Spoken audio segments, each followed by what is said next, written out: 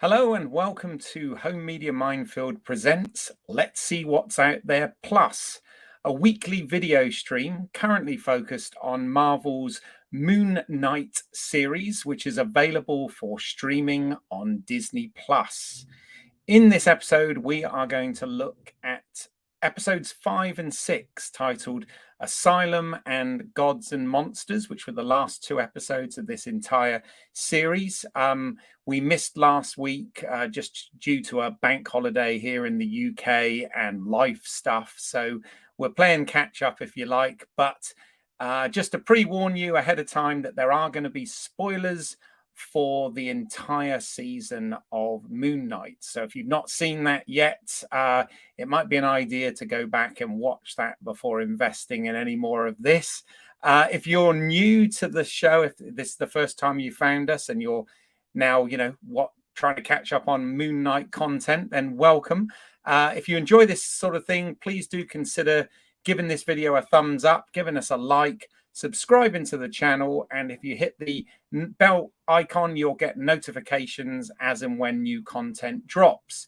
We talk about films and TV shows. We're not just focused purely in the Marvel universe. We've done things around Star Trek and Star Wars as well as other film and television franchises. So please check that out.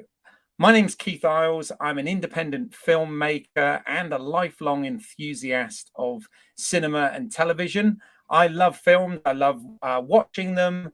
I love making them when I can. I love acting in them. I like analyzing them. And I really, really enjoy discussing them with equally passionate people. So first up, from the other side of the Atlantic, I've got my regular co-host on the Let's See What's Out There Star Trek live stream and a podcast, Pete Mealy. Hey, Pete. Hi. How you doing? I swear I'm not in a mental institution. It's just a very white walls. Yeah. Oh, there we go. You do make me wonder sometimes, Pete. But Indeed. Are we even allowed to call it that these days? I don't know. I always worry about my vocabulary these days. So I think if we put health in there, mental health institution, then we're fine, right? There we go. I don't see why not. Absolutely. Sadly, Barbara's not able to join us this week from the Mealy home, which is a shame because I know she's a big fan of the original source material here, and it would have been good to have on. Also, our friend Clive Ashenden, who's joined us for a couple of episodes, sadly isn't available either for this.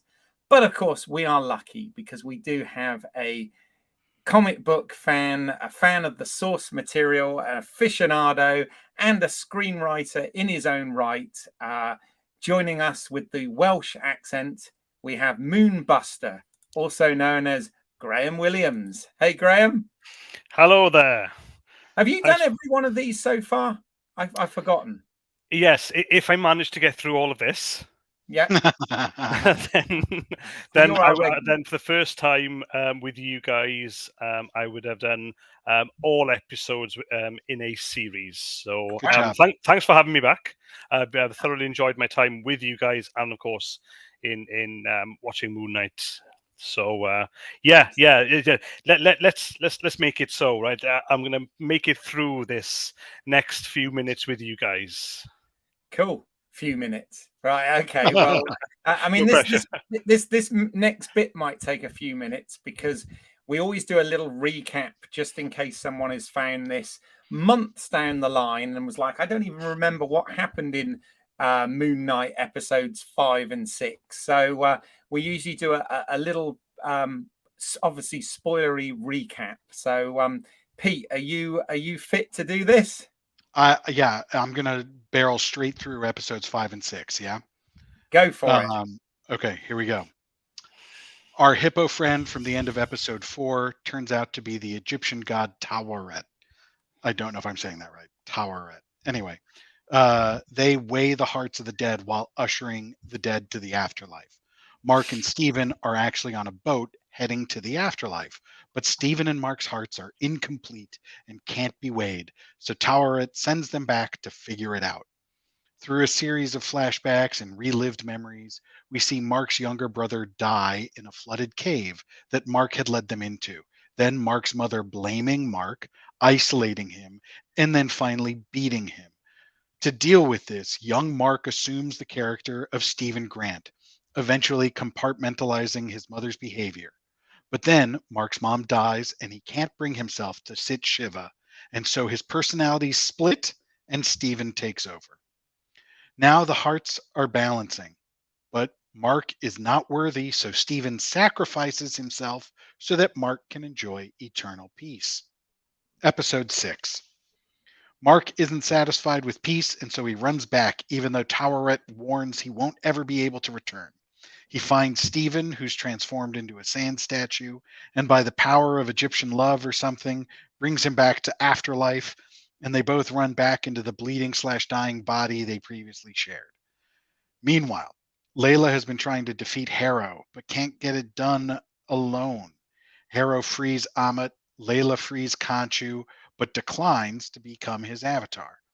Just in time for Khonshu to find Stephen Mark and join with them, healing the body and bringing back both Moon Knights. Layla then becomes the avatar of Taweret. Khonshu and Ammit fight, Moon Knights and Hippo Knight fight Harrow and his minions, and it's all very dramatic and ends when Ammit is imprisoned in Harrow's body. Khonshu tells Moon Knight to kill Harrow/Ammit, thus ending the danger, but Mark and Stephen say no. That's an Ammit move, not a Khonshu move. And with the threat contained, they feel their debt to Khonshu is complete, and he releases them. Credits. Post-credit scene.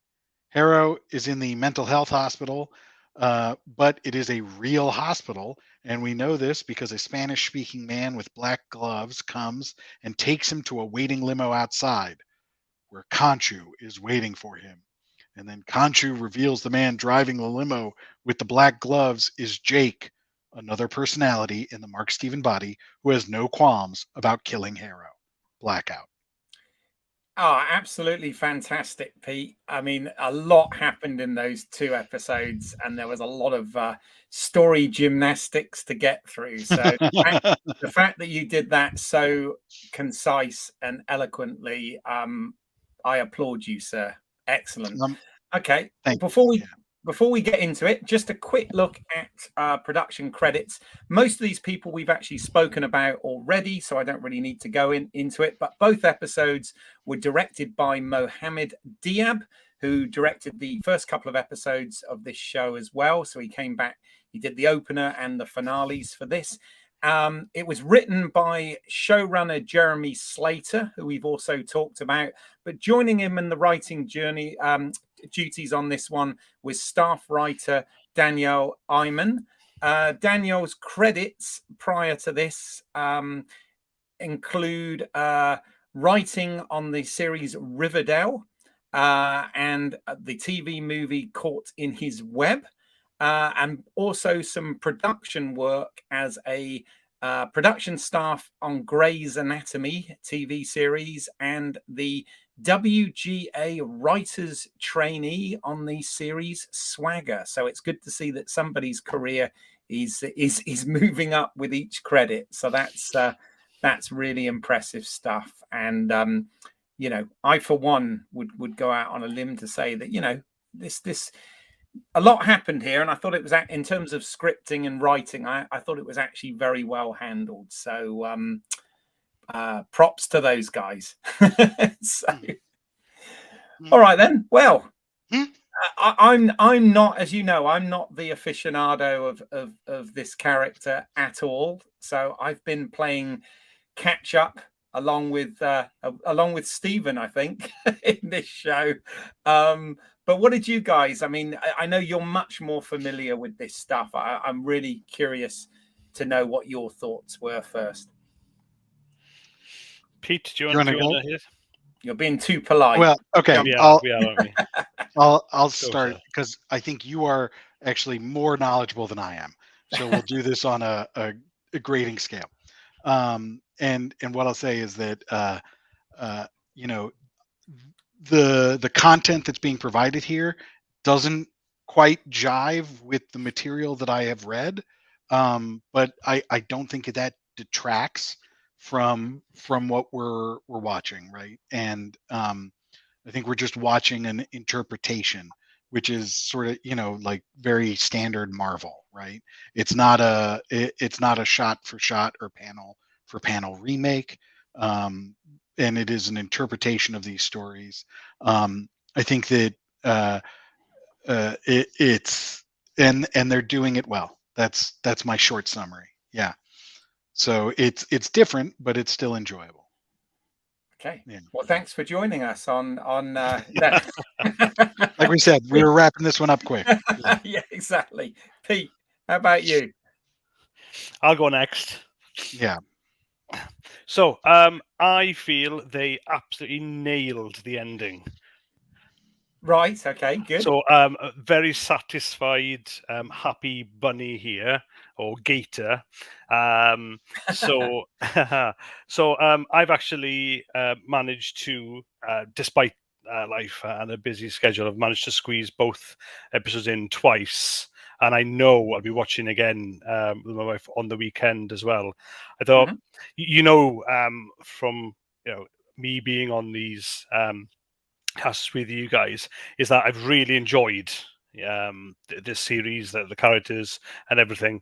But I thought to come into 5, I had a little of trepidation. It was a mixed bag of trepidation from the ending of the fourth episode there, the tomb, and going into Asylum, and then for everything that was lined up, or the questions that were not just in the 5th, Asylum, the episode, but to have all the questions answered, and for the rest of the series going into 6 as well, all that continuity, and then the excitement at the end. I loved it. I know and I know in retrospect too, you look at this series and you can say, yeah, but it wasn't perfect. But it didn't have to be absolutely perfect. It didn't have to be pitch perfect for everything. And I'm sure as we discussed, we'll find plot holes here or there, but not to that ending, or those endings, those 2 endings that we were given, the Stephen Mark, and then the 3rd guys that I've been absolutely itching to see. Jake Lockley has been introduced, and whether he's Spanish, Italian, or whatever, it was just. I've watched that ending more than twice. Let's put it that way. That one there, but I'm really looking forward to going through 5 and 6 with you guys. We've got a few observations, things to talk about. One excellent Easter egg for me, at least. I will mention, even if it's right at the end, I'll throw it in there. I don't want to monopolize here, but a very happy customer of Disney Plus I am today. No, that's good to know. No, absolutely. I mean, I think, as you know, I've been quite vocal about the fact that I wasn't entirely sure this show was for me going into it, and I've definitely always been on the back foot with this show because I've been learning as it goes along, which is kind of the point. I mean, that the show has been constructed, and the narrative and the direction done that way for good reason. I actually think as well, now having had the reveals and the understanding, I think that they've been very smart in terms of when you think back now, especially if I did get time to go back and do a rewatch, those things where there were moments in all of the episodes leading up where it wasn't clear whether it was Stephen or Matt. Yeah, and it is Matt, isn't it? Sorry, what's the Mark Spector. Mark. Whether it's Stephen or Mark. Sorry, Matt, I got this right. See, I'm confused still.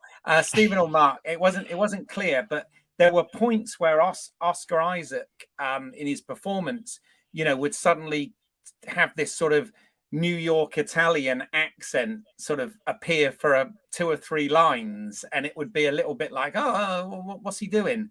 And obviously that now makes total sense now, having seen the reveal, and I think Barbara alluded to the fact that this character may appear as well when we, you know, when we had some of the earlier episodes. So I'm satisfied in so much as I think they delivered on all of the things that were set up. I would also say I like the fact that there was no glaring MCU cameo or crossover or reference in this. I did pick up one reference in these 2 episodes, which was the talk about the ancestral plane, which I remember was something that was part of the Black Panther mythology. And I think it's quite nice because obviously they've put a lot of real Egyptian mythology into this storytelling, as well as the comic book stuff. But in order to sort of make it tie in with some of the other mythologies that have been lined up in the MCU, they throwing that one line in really did show that, you know, they were accepting of different cultures, ways of dealing with the afterlife. It's the way I interpreted it anyway. And I have to say, I don't want to take us off track with this at all, but I'm just wondering whether Pete agrees with this. There's another franchise that we've been discussing in this on this live stream, or on this channel, which has dealt with going into somebody's subconscious and dealing with mental health and going and I've said how I found that particular journey not particularly impressive visually or narratively. And I would say that if they'd taken a leaf out of this book and done it the way these creatives have, I might have been a bit more satisfied. And I don't know whether you've got thoughts on that, Pete. I'm intrigued.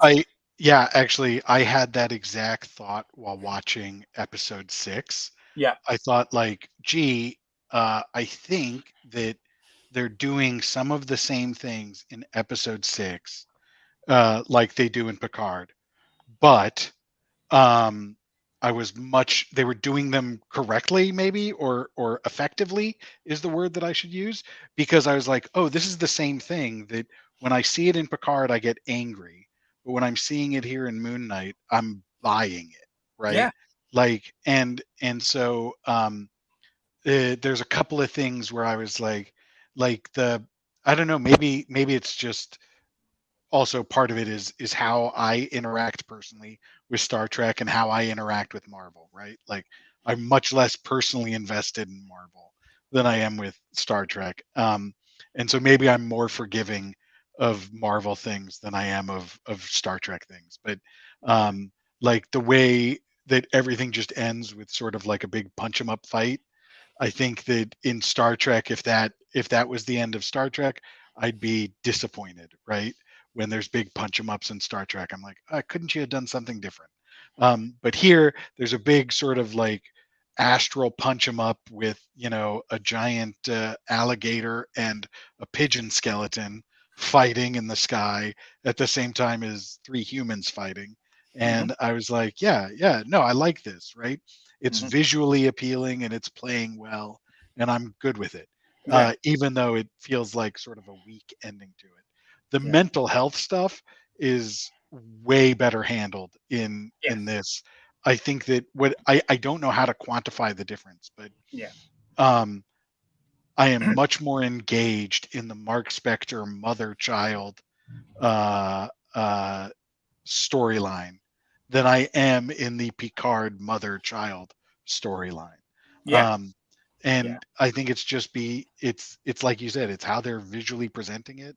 I don't want to slander, you know, or like chalk it up to the actors, because I feel like the acting is equally impressive in both series, right? Or they're at the same level. Like, I don't think anyone is chewing scenery in either show, but somehow the Moon Knight series is engaging and dynamic in ways that the other is not. Yeah.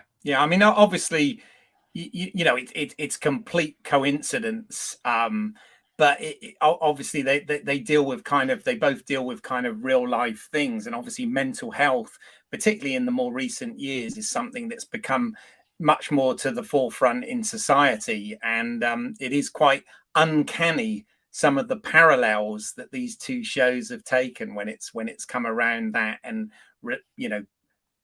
young boys' relationships with their mother and all of that sort of thing. And as I said, it's completely unintentional. Maybe I shouldn't compare the two, but I couldn't help but think during these last couple of episodes, wow, the way this is being visually represented, even though we're talking with a kind of afterlife as opposed to somebody getting into somebody's mind literally, it's just kind of I couldn't help but notice the similarities as they happen to be airing at exactly the same time here in the UK. So yeah, it's kind of bizarre, but anyway, sorry, once again I've taken us off topic, haven't I?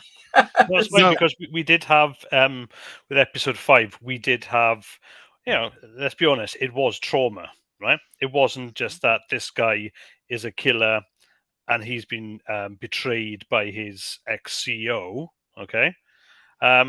This guy actually has issues and he doesn't want to deal with them as usually is portrayed, or or at least I normally do anyway, and we were given that. And I'll add, Keith, that this is down to exceptional writing. There was no easy outs in either episode, right? I was glad and surprised that there wasn't, but in dealing with this trauma, but not really, it was calling out through character and story, right? So the situations that were there were built up for us, and it also left some intelligence there as well, meaning you weren't giving everything, and you weren't literally spoon-fed absolutely everything. As Pete summarized earlier, the kid brother did die, and then we get all the what are effectively reveals of his mother blaming him and not being able to deal with it herself.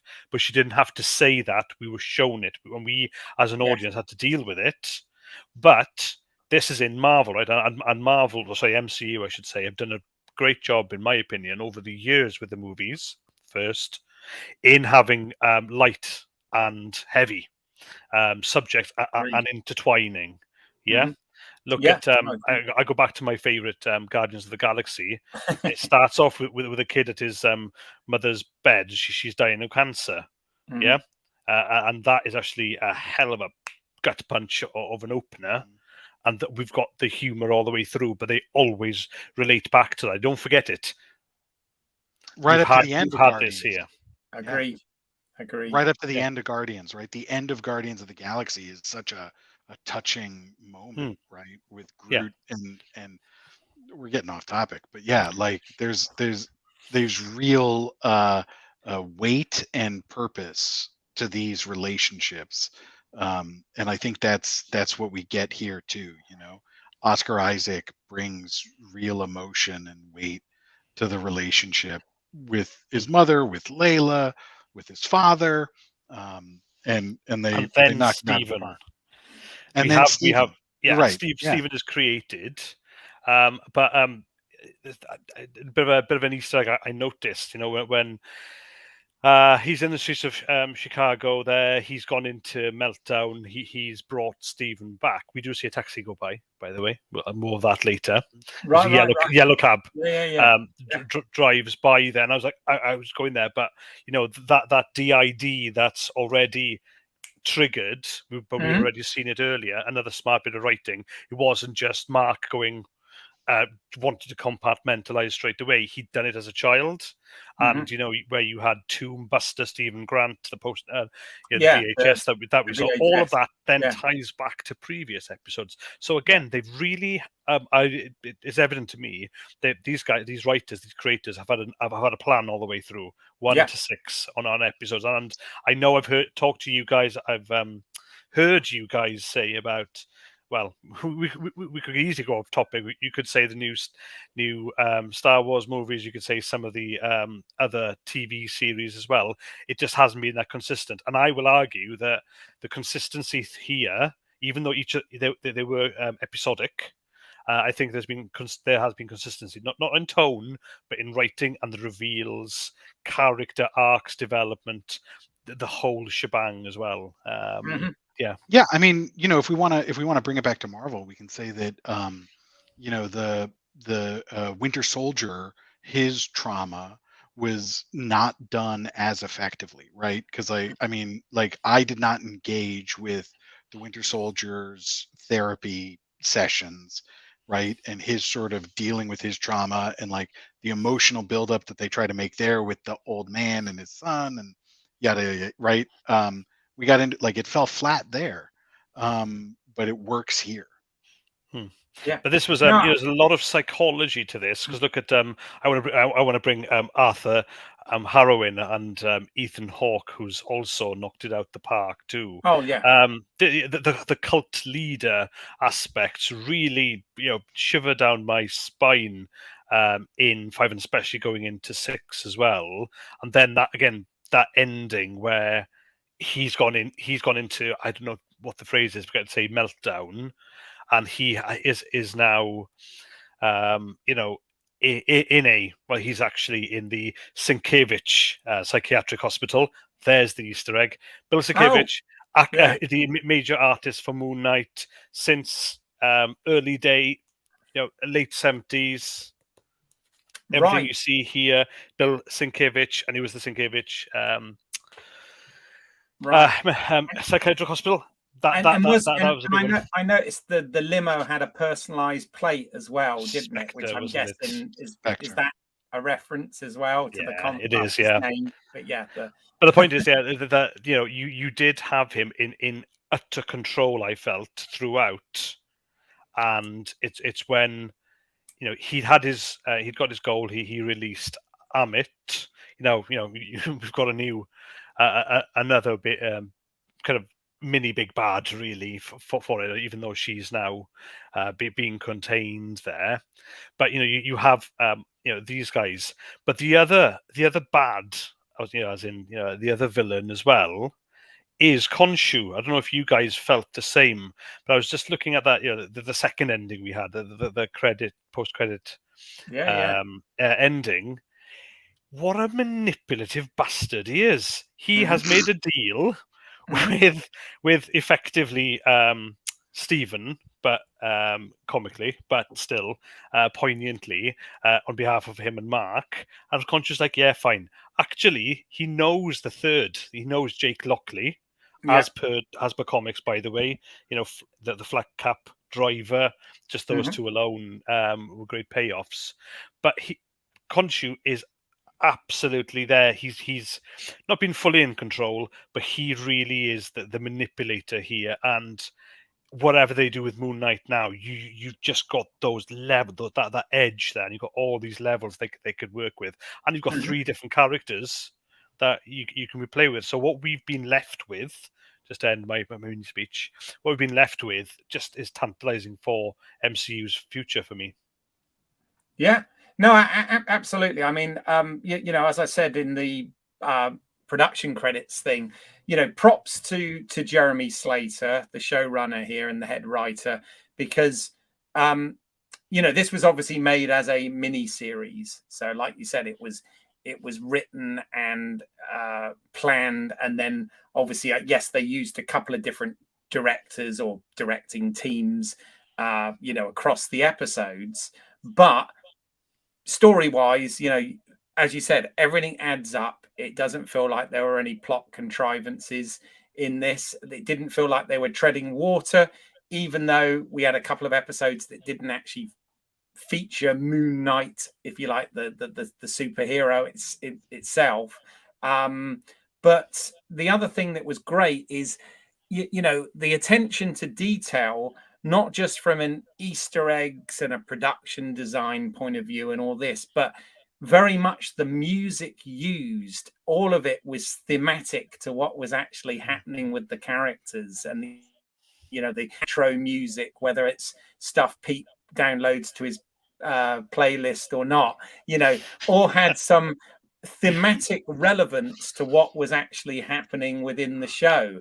And I love that, because, you know, it's that whole thing about everything that's seen and heard, no matter how briefly or how much in the background, it is important, you know, to the overall storytelling. And I think, you know, that's where, even though, as I said, I liked but didn't love this show, I absolutely, sorry, my phone there. I absolutely 100% appreciate the craft here, across the board. I mean, it's a real quality piece of produced entertainment, you know. So was sorry, that music? Was that music from the series there?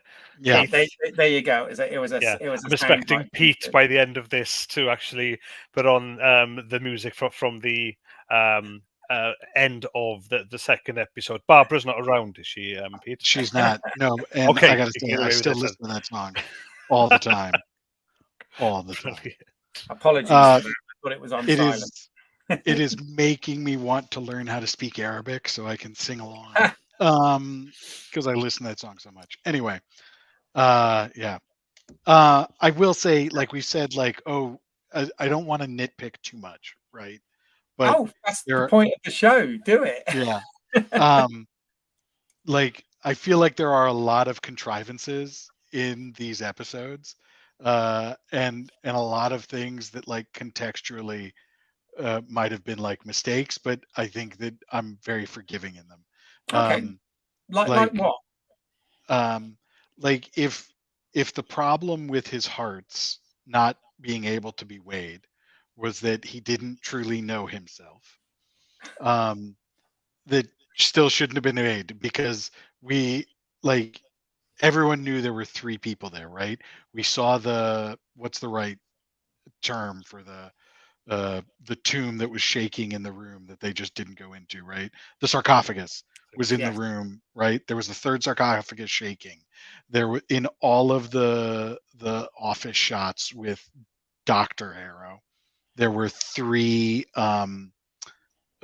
jars in the background. Did you notice that? It was always sets of three. Yeah, always sets of three in. And so I'm like, why can you say his heart is balanced when the problem is that there's still another personality in there, right? I've got a fan answer. Heart mind. Oh, really? It's because the third one has no heart. Yeah, I did. Barbara did turn to me.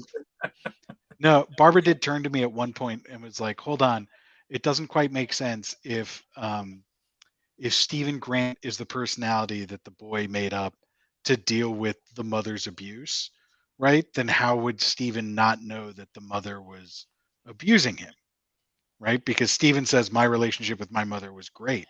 And I said, "Oh, well, he's only the Stephen personality until the mother starts hitting him. And at that point, you see, like, right before the child gets hit, you see him start to do the eye roll thing, indicating the third personality is coming up, right? So, like, the Jake personality is the personality, I think, that is ruthless and, like, received all the beatings. Yeah, because that was one of the cool things. One of the questions that was answered that I thought was done really well was, you know, obviously in the first episode, we see him leaving a voicemail for his mum and all this. And he says, "Laters, Gators," yeah, which of course is thematic as well to the Egyptian stuff. But that's exactly what the last thing she says to him was at the barbecue before he goes off with his younger brother who never came back, right, before the cave accident, right? So again, it's just, again, in the writing, it all kind of, when you look at it in retrospect, it makes total sense, right? Those clues that were set up along the way. And yeah, I liked it. There's one thing I really want us to talk about, because I'm sure you know more background on this, but I thought it was super cool, and I never never saw it coming. So it was a complete surprise to me. And I was like, oh, how awesome is this? Is the fact that Layla becomes a superhero as well, right? And I like the line. Obviously, Mohammed Diab is a Egyptian director, and I do like the line where the girl asks, "Are you a Egyptian superhero?" and she says yes. And I thought, oh, that's actually pretty cool. But is this my question? Is the thing I'm sort of bursting to know is this from the comics, or is this something that's totally created for MCU in this instance? Yes and no. So, okay, Marvel today, before we record this, had announced that yes, the Scarlet Scarab is the new MCU superhero, Layla. right. Okay, so the Scarlet Scarab is one of those obscure superheroes. So, if James Gunn was around, he'd get a hold of this one and bundled together with a bunch of other obscure characters. Arthur Harrow is another one, right? So what I read is, and I haven't even got to I think it was in mid-80s, I've not got there with my Moon Knight reading yet. Arthur Harrow apparently was only in one issue, okay? So they've done this. They've plucked out some Moon Knight comic book characters and the like. So back to Scarlet Scarab. Apparently, as you'll find a lot with Marvel comics to MCU, they change gender or ethnicity. But here, it was apparently, but I'll have to delve deeper into this. It was actually her father, Doctor, the doctor who the archaeologist who we'd seen. Right. So Layla, completely different. If I can find, I could probably find, but may not work on screen, especially for the podcast. But in the early comics, blonde bombshell. Okay, long blonde hair. That's who she is. That might work. If you okay, let's see if I can. Yeah. So to have this Layla was a total surprise to me. I think it was the second episode, wasn't it? Yeah. I've got to be careful to who's viewing as well, because Bill Sienkiewicz did dress her or didn't dress her, let's say. Sometimes God, too. We have to worry about everything now, don't we? I don't know, guys. I don't know if you want to make this a family show. I've already had quite a colourful language, as I have. So look, I found. Okay, it's a comic book. How bad can it be? Why am I digging in? Can you guys see this? So for everybody who's not viewing, I am pointing literally at the bombshell. So she's with Stephen Grant here, the billionaire. There's your Max Spector, and of course, other finger here. Sorry, apologies. So this one here, that's Jake Lockley. Okay. This fella up here, I don't know who he is. But anyway, so I'll just take my fingers away. So blonde bombshell. There's Layla. So to have Layla as Kick-Ass, then become a superhero, totally surprised with you, and it seems as if the internet nearly broke, with everybody going, "Oh my god, I didn't expect that!" And guys, that was one of the coolest for me as a geek, just to see that, and the pose, the breaking the fourth wall by looking right at screen and saying and announcing that during Gods and Monsters, the 6th episode. Ooh, it was exciting and brilliant. Yeah. There you go. No, I just thought, I just thought that was really cool. And of course, my instant thought was, oh, is this a character from the comic books, or have they kind of blended this with some other character to, and done an analog of somebody else and all of this sort of stuff. So, but yeah, I thought it was cool. What about you, Pete? Did you have any thoughts on that? Yeah, I mean, so my comic book knowledge is a lot less, and all I could think was like, oh, look, they're pulling that Wonder Woman suit out of the DC universe and giving it a Marvel spin. But I was like all for it, like, I mean, I think it was a good suit. It was fun to see two superheroes, and it made sense, right, for the storyline. So I loved it. I thought it was great. Yeah, I mean, I think they got that balance quite right in this series. Obviously, there's a lot of discussion out there and all this about equality and all of this sort of thing, and in popular media and all this. But I actually think that they got the balance of having the lead male superhero, but likewise they had a woman in it that wasn't just a love interest or a Mary Sue or anything like that, that had some real agency and actually had an absolutely integral part in this entire story, from beginning to end. And I think, for me, I mean, obviously, Mr. White Male here, but I felt that it was somewhat balanced, and it didn't feel forced or heavy-handed like some other shows and movies have done over the last sort of decade or whatever. Or 2 weeks. Yeah, sorry? Or the past 2 weeks. Yeah. But no, I mean, I just thought that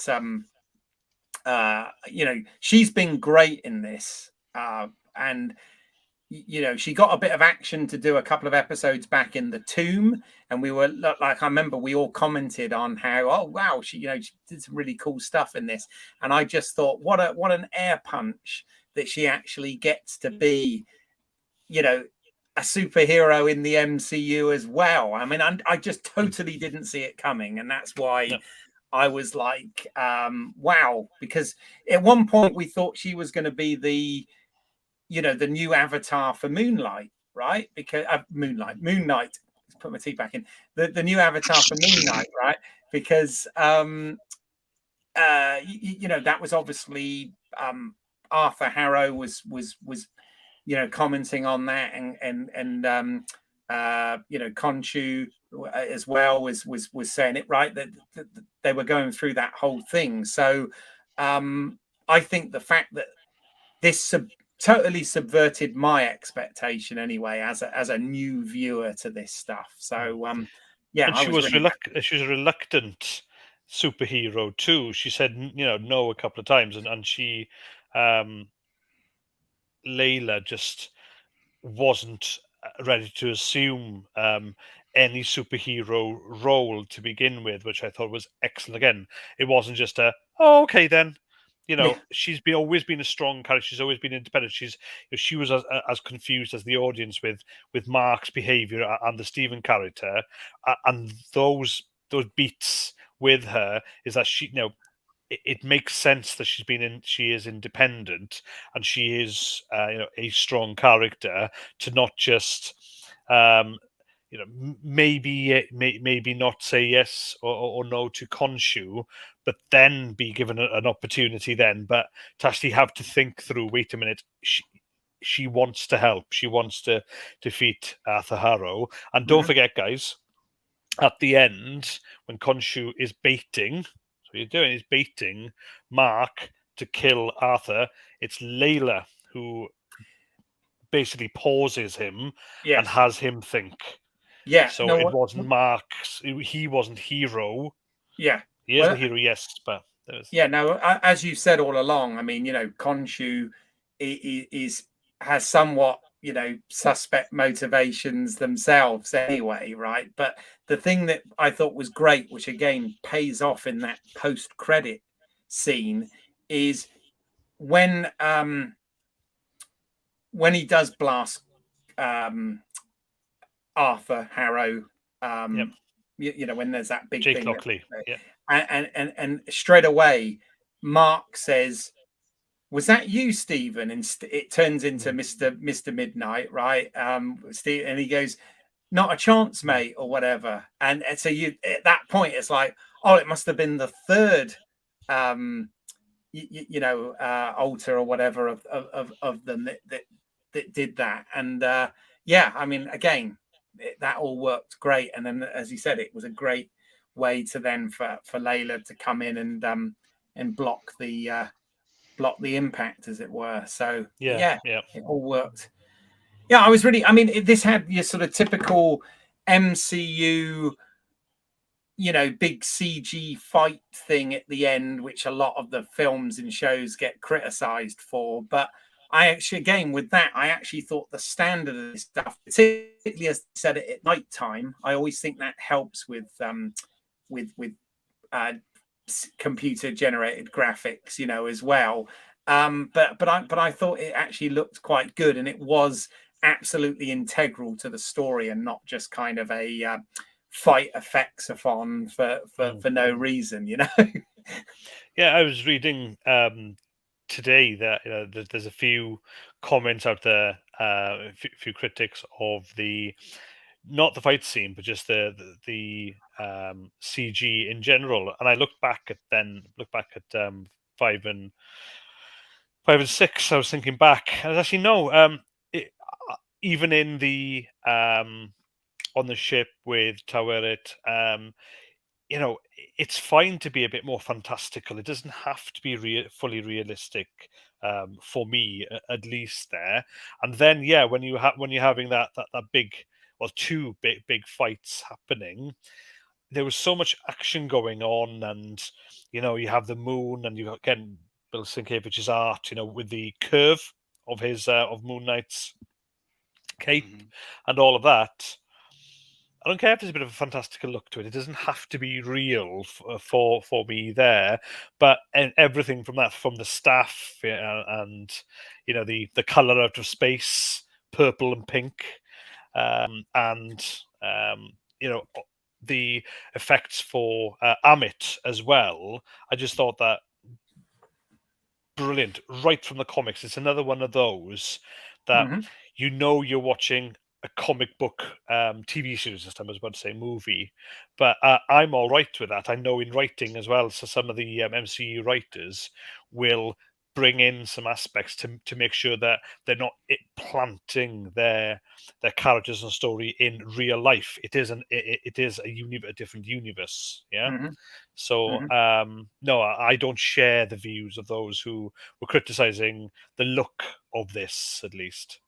Yeah, no, I thought it looked great. The other thing I guess they did, which will please the comic book fans, was the fact that they were able to sort of use the two versions of Moon Knight from the comics. Whether it's the sort of Caped Crusader version, or whether it's the the Colonel Sanders in a white three-piece suit version. But they managed to make it make sense and incorporate both of those versions within the one story, didn't they? Which I've got a bit of a nitpick though on costume, because after watching the first transformation to Mr. Knight, I was thinking, yeah, if I want to cosplay, I can just buy a white suit, white shirt, white tie.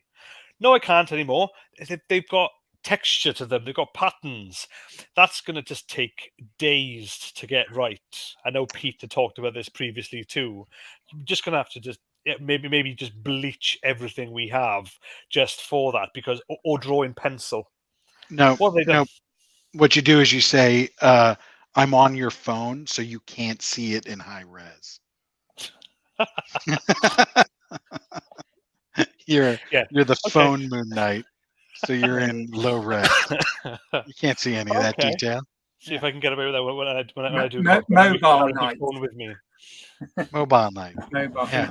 Anyway, no, just even to the costume and seeing the texture and all the rest of it, joking aside, just top drawer stuff. And I know that it was Clive Ashenden who was the last.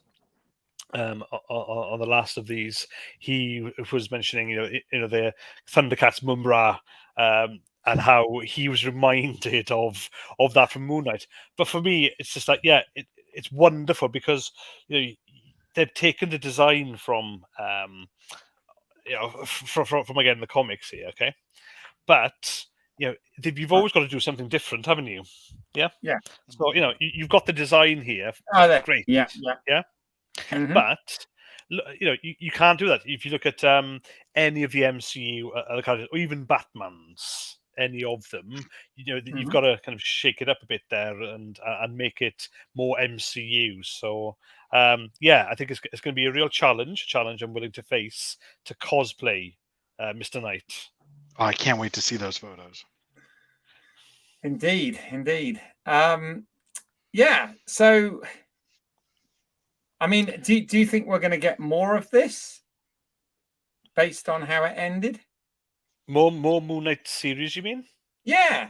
I mean, what do you think? You know, I mean, I know this story was kind of a one and done, which was quite nice to have a somewhat contained story, and as I said, with no specific crossover references or setups to any other bits of the MCU, which I thought was good, because that trope's becoming a bit old now. We've been doing it for over a decade, right, with the MCU, and but yeah, I mean, I don't know whether there's plans for another season or another mini series, or spinning these characters into other shows, and I don't know whether you know anything about that.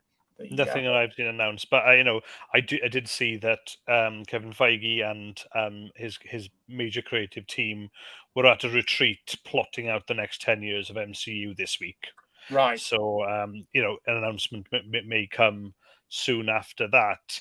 But I mentioned to you guys last time that Moon Knight was cameoing for a while. That's how I was introduced to him initially. But there's also, worthy West Coast Avengers, which may be, the kind of a new Avengers here as well, because we've got the build up to those characters. Scarlet Witch, we've got She-Hulk coming. We've had new Captain America from the Falcon as well. So all those guys in the comics were either new iterations of the Avengers or the West Coast Avengers. So Moon Knight could easily be slotted into other TV series now. Maybe we've been talking about you mentioned earlier, Keith. There was no cameo. Fine, okay. I thought there would be. I would have been happy if not. I'm not unhappy that there isn't. But yeah, we can maybe he will be cameoing in there, and that's I feel where they'll go, unless there'll be a big announcement and they're going to go for a second mini series. Yeah. Depending on the success, it's not loved, this series, as you also said, Keith, but I think it's high quality enough, and I know that Kevin Feige was really pushing for awards season and pushing this forward as one of those to get nominated recently for, obviously that's going to be for next year now, as it is it Emmys, isn't it, as TV? Yeah. And I can't fault the craft of this show at all. I mean, it's absolutely top notch. Whether it's specifically my jelly or not, I can't fault that in any way. And as I said, I've ended up, after being a bit of a skeptic for this show, the end of it, I'm satisfied. And when they did because of course there's going to be a mid credits or an end credits scene, because that's obviously expected now with anything Marvel related. And when it did first come up, I thought, oh, okay, where's going to be the connection here? Who's going to be the cameo? And I was actually quite pleased that they used it as a sting to the tail, and used it as a, if you like, a finite conclusion to this story, rather than trying to set up something else or do a wink at the audience about someone else or whatever. So yeah, but it paid off. It wrapped up in neat little bows, three aspects of the story. So you did have the third guys, Jake Lockley, big intro to there. You had the fact that there will be more Moon Knight, and Khonshu is actually more in control, and he is actually a bit of a git. And then we also had his vengeance. We had the death of Arthur Harrow. Yeah, Khonshu got his man. So yeah, there was not just in the wheeling in. getting into that limo, good great writing again. Bam, 1, 2, 3, all there, and you know, and in dialogue and action, and safe to show on Disney Plus. Yeah, absolutely. Yeah, they did it. I must admit, when he had the, I don't know what's the name of the moon symbol weapon, like the glaive type bladed weapon thing, and he was stood above him, and I thought, I mean, obviously, what Layla tells him is absolutely right, but I also thought, yeah, they wouldn't be able to do that on Disney, would they? No. It would be like a Gamorrean guard's blade, wouldn't it? A Gamorrean guard's axe that just stays shiny silver the whole time during a fight. So there's that. I was just trying to find here. There is in the very early comics, they actually had very much like a. Remember it might have been from the first Spider-Man or the second Spider-Man original comics. They had him stood up, and then they described all the equipment and stuff. It is in here. I hadn't thought to actually line it up to show you guys, but yeah, just to see. I'm sure it would say something like blades here. I have to get past the werewolf stories first. The crazy ones. Although in saying that, there was not one payoff, which we may not have just seen. There is Frenchie Duchamp. Yeah. From the first episode, we did see, and Mr. Helicopter, as I've termed him as well. He was another one of the Stephen Mark, Jake, Layla. He was the third of the trio. He was the helper, the buddy there, and he didn't come up apart from the name in the phone. Yeah. So that's the only, I guess, that the payoff we didn't get as fans. But again, I'm not complaining at all. But anyway, yes, I'll find out what the blades are called for you there, Keith, and put it on the YouTube comments. It's not a moonerang.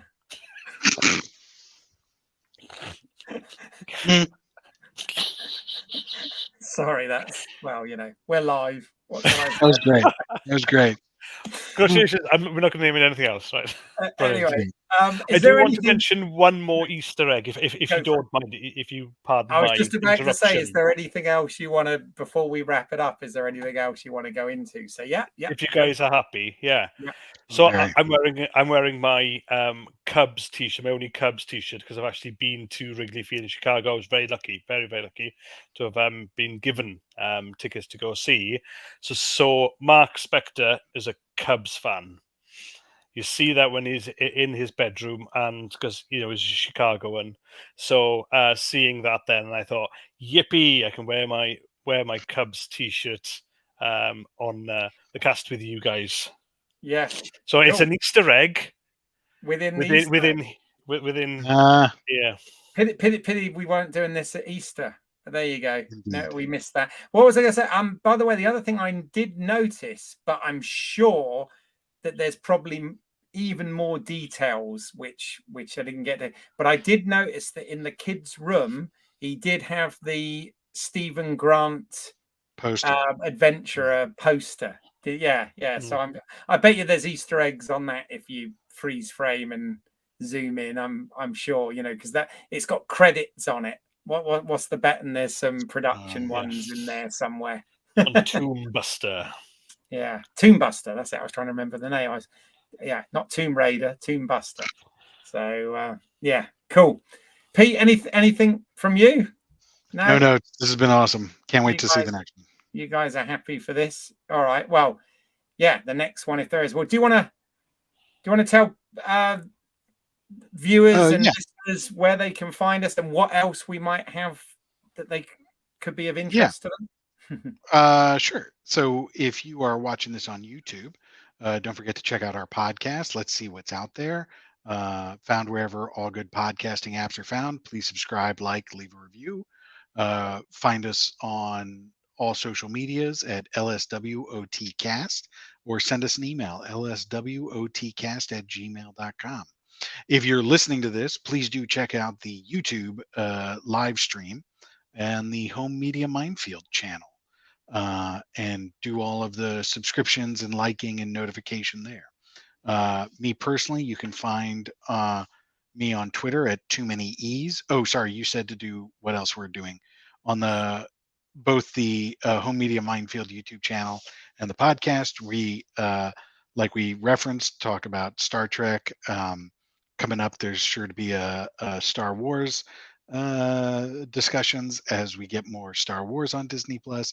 And also recently we had a great discussion with Justin T. Lee, who is an animator over at Gazelle Automations, talking about some awesome stuff that he's done. So check all that out. And Keith, where can people find more of you and your work? Yeah, sure. If you go to YouTube and put in British Isles, that's EYLES as in my last name, you can find some of my short films and stuff that I've made there. And yeah, I'm really glad you mentioned that, Pete, about when you think about it, how lucky are we that we're living in a time when there's not only, there's going to be more Marvel shows and movies coming up. Obviously Doctor Strange opens this weekend, but also we've got more Star Trek shows coming. I mean, while we're recording this, we've yet to do the Picard season 2 finale, but that will be coming up next week. So, check that out for our thoughts on that. But obviously, we've got more Star Trek shows coming. We're going to get them a little later here in the UK, but, they are coming. And of course, we've got, the Obi-Wan Kenobi series for Star Wars, which I'm sure we'll cover, as well as other bits and pieces. One thing I've got coming up, and I didn't have time to make a thumbnail to put up on screen, so I'll just say about it, is next Friday is Friday the 13th. And I'm really pleased to say that I'm teaming up for an actual live stream with Josh from Movie Timelines and Owl from Turtle Canyon Media. And we are going to do discussing the Friday the 13th franchise. That is going to be a live stream next Friday. As I said, please subscribe and hit the bell icon so that you'll get notified as and when that happens, and absolutely get involved in the comments, etc. for that. So we've got that coming up as well. But yeah, so I'm sure we will all appear on another episode of discussing something at some point. Obviously, Pete and I have got Picard to finish off, but Graham, it's been a real pleasure having you as a comic aficionado and fan join us for this little trip in the Moon Knight. And yeah, really appreciate it. And yeah, hope to have you involved. You're always welcome anytime. So if there's anything you ever want to come on and chat about in the world of film and television, then this is your platform, Cool. I made it. Yes, I've done a whole series. You did a whole series, absolutely. But guys, thank you. It's been a pleasure. Moon Knight, but it's been a pleasure chatting, geeking out with you two lovely fellas as well. So again, big thanks for having me back. So more than happy to come back with my Welsh brogue and my collection of t-shirts. And I was going to say, you can wear whatever footwear you want, Graham. Well, we can end on this one. Not quite the Arthur Harrow, but this is actually, if this was red, it would be a Deadpool. And when everybody sees me in Crocs, which I wear often, I say, if it's good enough for Deadpool, it's good enough for me. You're admitting it on the internet. Wow. There you go, internet. Do you have glass? Do you have glass in them, or do we have to add that in the Foley sound effects, Graham? Well, you see, I'm from Wales, so it would be glass, not glass. But that aside.